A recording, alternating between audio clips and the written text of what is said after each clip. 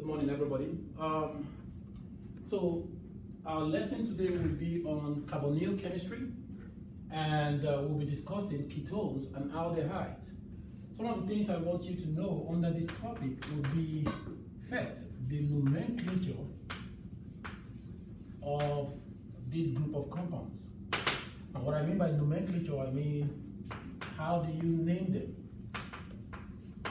If you see an aldehyde or a ketone, how would you be able to recognize it? The second thing we're going to discuss here would be, how do you prepare them?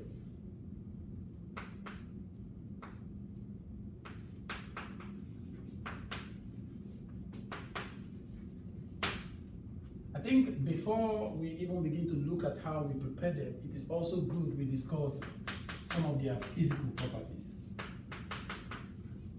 So what I will do here is that I will talk about this one first before I come to their preparation. Then we're going to see their reactivity. What do they do in a reaction? After that, we're going to look at some of their spectroscopic properties.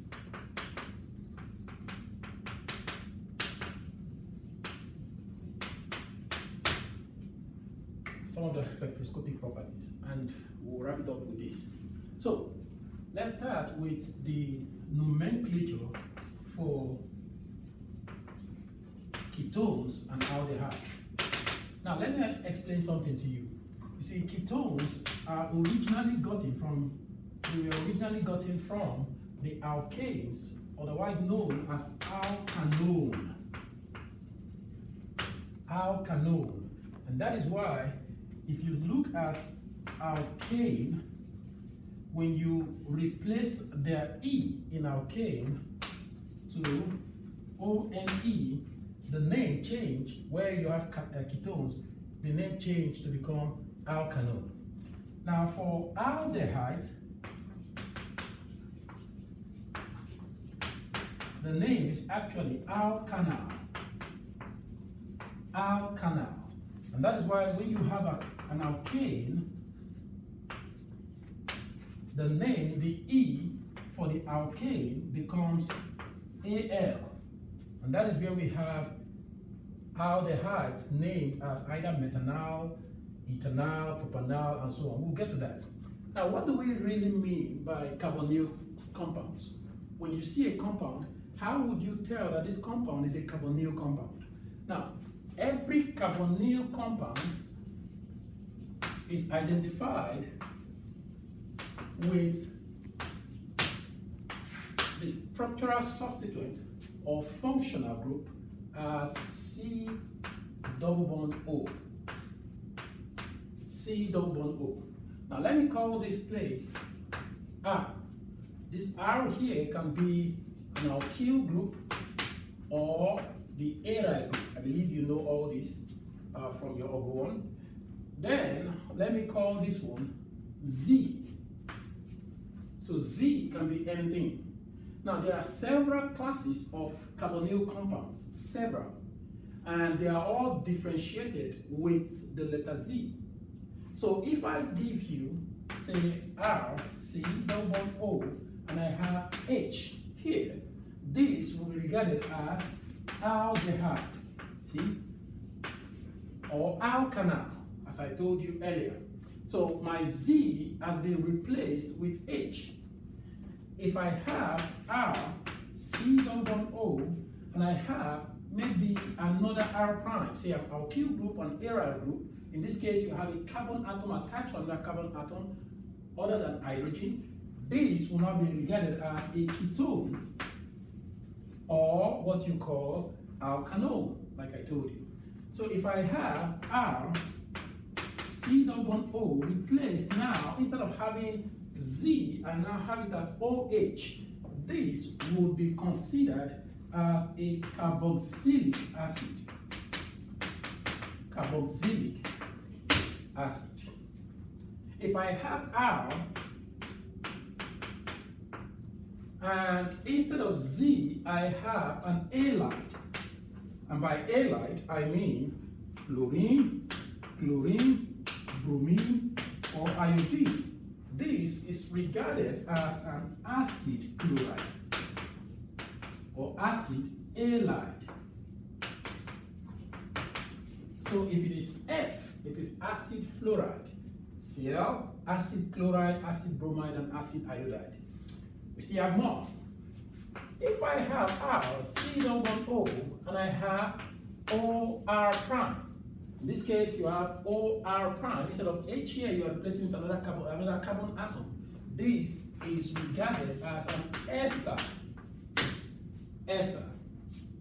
Then, if I have R, C-double-O, but now I have an NH2 or amine, this will now be considered as an amide. Amide. So all these form the different classes of carbonyl compounds that we have that are characterized with C double bond O. But for today, we are going to be discussing just these two. Ketones and aldehyde, not the carboxylic acid. Ketones and aldehyde. So this two is where our concentration will be for now. All right. Let's look at the nomenclature of the aldehyde and the ketone. How do we name this group of compounds? Now let me start with, say, an aldehyde. Now I must also tell you that these compounds, some of them have special names, or what we call traditional names. And we also have the IUPAC names. Now I'm going to concentrate on the IUPAC name for now. Then we are going to see some of those compounds that we have special or traditional names for them. All right, I told you earlier that the aldehyde, one of the reasons why we name them as methanal or al, as the case may be, is because of the fact that the original chemistry for this group of compounds is actually named as alkanals. So if I have a compound like this, as I told you, in this case, once you have the carbonyl group with an hydrogen, you know that is an aldehyde. Now this one has one carbon atom, and from the parent alkane, one carbon atom comes from methane.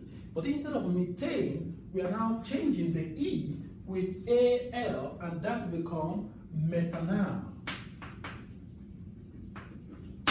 Methanal. Of course, methanal has a traditional name, we'll get to that.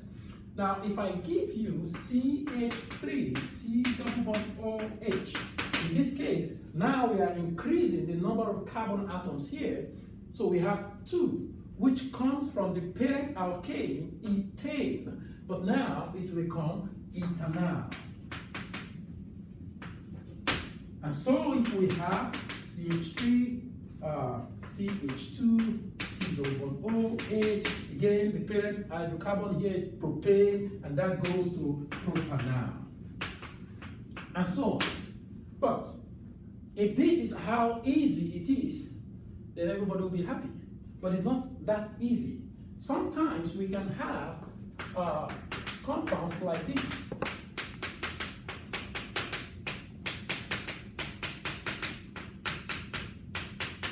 And I can have something of this order, can have something of this order, can have something of this order, and so on. So I have the longest parent chain, and I have the substituent.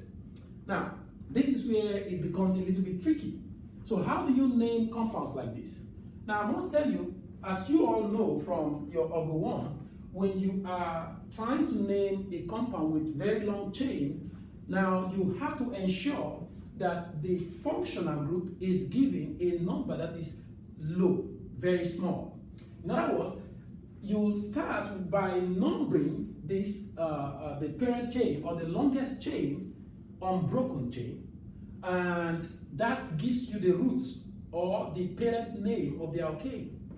And you were told that you can start naming. You can see from here I have 1, 2, 3, 4, 5, 6, 7. I can also go as 1, 2, 3, 4, 5, or I can go 1, 2, 3, 4, 5, 6. So if I come this way, it is 5. If I go this way, it is 6. If I go this way, it is 7. So this is the longest chain. And because it is the longest chain, I start with 1, 2, 3, 4, 5, 6, 7.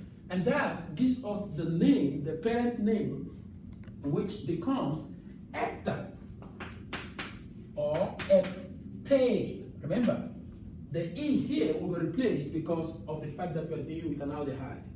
All right. The other thing you want to consider is I can as well number from this end as 1, 2, 3, 4, 5, 6, 7. But in this case, if I number from my left to my right, I will be given the functional group C11O, position 7. And that is a wrong nomenclature. You are trying to name this compound such that the functional group should have the least number. And that is why we decide to follow this route, so that every other substituent or every other group attached to the parent chain becomes a substituent. All right, so the next thing now is to look at the substituent. What do we have? We have bromine at position 3, so I can say 3-bromo. I also have methyl groups that's at position 4 and position 5. So I have 4 and 5. Because there are 2 methyl groups there, it becomes dimethyl. And I believe they told you in Ogo 1 that when you're naming an organic compound, you also want to attach, you want to give the substituent some form of alphabetical order. And that means bromo comes before the dimethyl groups. So we will now have this compound as 3-bromo, 4, 5, dimethyl heptanal. Very simple. 3-bromo, 4, 5, dimethyl heptanal. And that's a very simple way to name these compounds. So you can have as many of these compounds in this form. Now, one of the things I want you to take note of here is this one that can be very tricky and confusing sometimes. Before we move to ketones, I want you to look at cyclic aldehydes. Now, for the case of cyclic aldehydes, if I have a compound like this, C-double-bond-O, and I have H. Now, how do you name this kind of compounds? It's kind of tricky. You see, when you have this type, one of the things you want to do is that you want to name the compound in such a way that the aldehyde is given the name carboxaldehyde or carbaldehyde. Carbaldehyde. So this will now be from what we have. Remember that the substituent here, this compound will now be 1. So we have it as 1, 2, 3, 4, 5, 6. 6, that's cyclohexane. So this would become cyclohexane because it is cyclic and there are 6 carbons, which is 6. Hexane carbaldehyde. You can have more. You can even have a compound like this. And you can have here as, say, bromo. The same thing. For this case, here we have 5. Remember, you start from here, so that becomes 1, 2, 3, 4, 5. So this becomes 2-bromo cyclo.